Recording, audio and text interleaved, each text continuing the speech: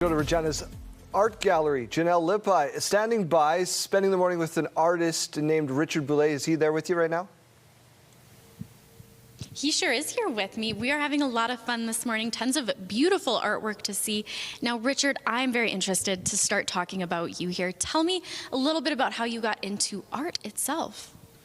Well, my first undergraduate degree was in architecture from the University of Manitoba. And when that was finished, they said I would probably be happier in art school. So I took a year off, did some traveling, took art school first year, and I knew I had made a career change. So I just love making art. Incredible. Well, I can tell there's a ton of passion put into these. Now, there have been some hurdles that you've jumped in the process and along the way. Speak to me a little bit about what those were.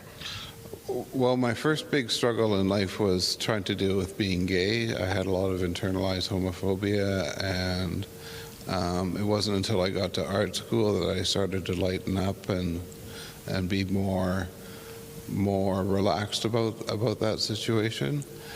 Let's check back in with Janelle Lippi at the Regina Art Gallery this morning.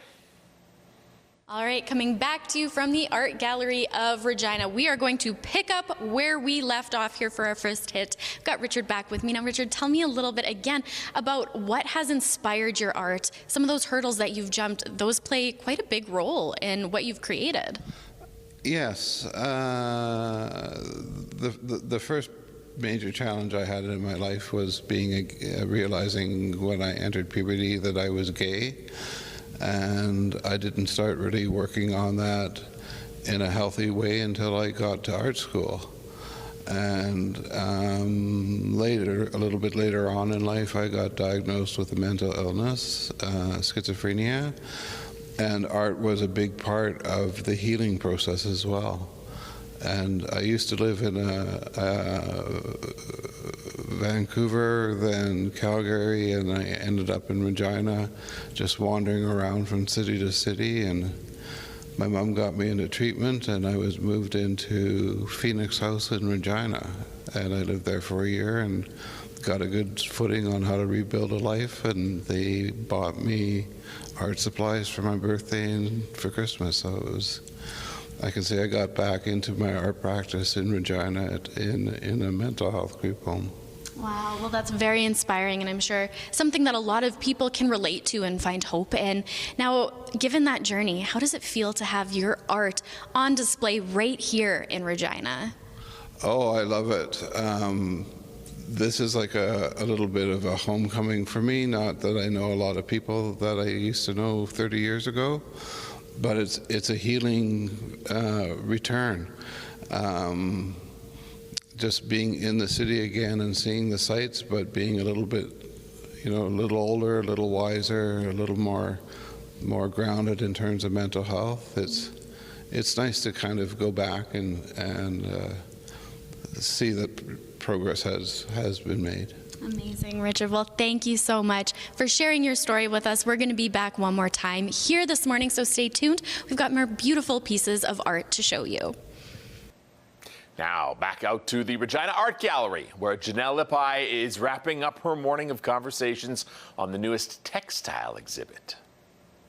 All right, well, our morning down at the Art Gallery of Regina is slowly but surely coming to an end, but that does not mean we're done quite yet. Now, Richard, we are right beside one of your pieces of work here. Tell me a little bit about it.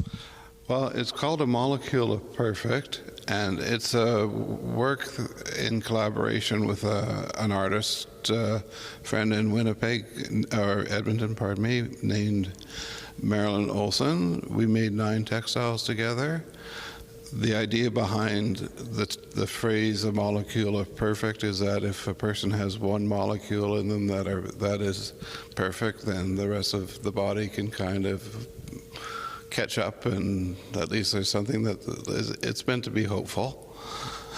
There's a number of different techniques in this. It's quite a built-up, jumbled surface. There's cross-stitching, there's loom knitting, a lot of Marilyn's crochet.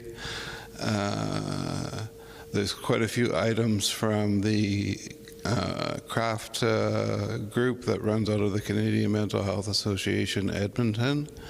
That's an organization that's quite important to me. So this piece is just about having a whole lot of fun. And I think the mental health text in this is a phrase that says, sometimes I feel a little discombobulated, which is like a fun word to say that we struggle sometimes. Yeah. All right, Richard. Well, thank you so much for walking us through this morning. We had a great time with you, and we really appreciate you being here. Oh, thank you. It's been a real honor to do this interview. So thank you very much. Oh, our pleasure. And that is all for us here this morning. We are wrapping it up down at the Art Gallery of Regina.